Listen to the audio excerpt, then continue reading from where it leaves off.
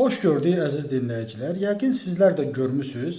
Bugün sosial şəbəkələrdə, məhz Gürcüstanda, Borçalının mərkəzində, Marnaulidə Nizami Gəncəvinin büstünün təhqir edilməsinə siz də yəqin rastlaşmısınız.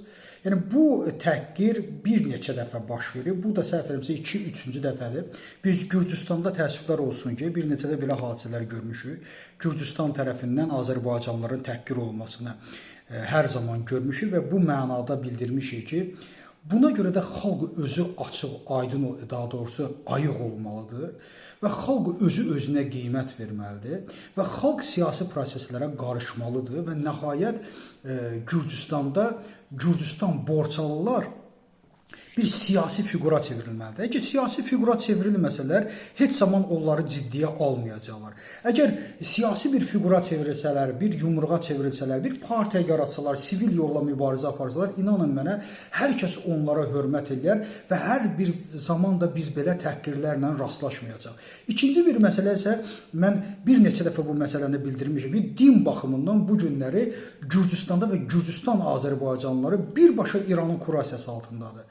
Və çox təəssüflər olsun ki, nə Azərbaycanda Şeyxülislamlıq olsun, nə Azərbaycanda hər hansı bir qurumlar bu məsələyə maraqlanmırlar və çox təəssüflər ki, bu məsələni uzaqda saxlayırlar. Və Azərbaycanlıların Gürcüstan Azərbaycanlılara heç bir təsiri yoxdur. Bu yaxınlarda Gürcüstanın indi məscidini də mən şəklinə sizə qoyacağım, yuxarıda görəcəksiniz ki, Gürcüstan məscidlərində açıq aydın Xamneyni şəkilləri qoyulur. Baxın, Xamneyni şəklini qoymaq günah deyil. Elə fikirlər ki, Xamneyni şəklini qoymaq günahdır. Xeyr, sadəcə olaraq bu onu deməyə əsas verir ki, bu günləri Gürcüstan Azərbaycanlıları tam sürətlə İran öz kurasiyasına çevirib. Artıq onlar vilayəti fəqih dininin birbaşa qullarıdır. Birbaşa, necə deyərlər, onun tərənnümçisinə çevriliblər. Və elə millətinin şairini, bütün dünyada Azərbaycanın intibah ədəbiyyatını yaradan Nizami kimi bəşəri bir şairi təhqir edirlər ölkənin. Düz Azərbaycanlıların yaşadığı mərkəzdə, düz müsəlmanların yaşadığı mərkəzdə. Niyə? Çünki orada olan Borçalı siyasətlə məşğul olmur, onun siyasəti də, işi də, gücü də İrana işləməkdir. İranda Xamneyni fikirləşir, İranda Xamneyi üçün narahatdır. Xamneyni öldürüblər, 2 ay dəfn olunmayıb, amma Xamneyni şəklini gətirib Allahın evində qoyur. Xamneynin vilayəti fəqihçisinə çevrilib, amma kənarda 1 milyon dəfə vilayəti fəqihdən və Xamneydən böyük şəxsiyyət olan Nizami Gəncəvini sənin evində, sənin şəhərinin mərkəzində təhqir edirlər. Niyə? Çünki sən ölümlüsən, çünki sən yoxsan. Başqasının ağasını məscidə gətirib bütpərəstlik yaradan millətin, çox təəssüflər olsun ki, dünyaca böyük şairini belə təhqir edirlər.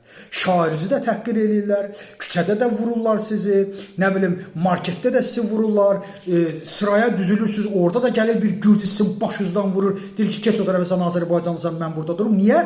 Çünki özünə qiymət vermirsən.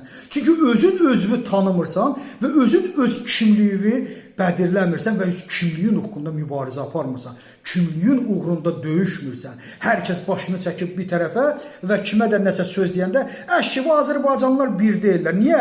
Bəs Xamneyi məsələsində bir ola bilirsiniz. Və Xamneyi məsələsində məscidə Xamneyinin, məscid Allahın evidir, yoxsa Xamneyinin evidir. Məscidin içərisini, interyerini Xamneyni şəkilləri bəzəyə bilir və Xamneyi məsələsində bir bərabər ola bilirsiniz. Niyə görə öz haqları üçün bir bərabər olmursunuz? Bax, öz haqqını tələb edə bilməyən, onun bunun ağası üçün birləşənlərin öz ağasını ağlar qoyarlar elə şəhərin ortasında. Təşəkkür edirəm.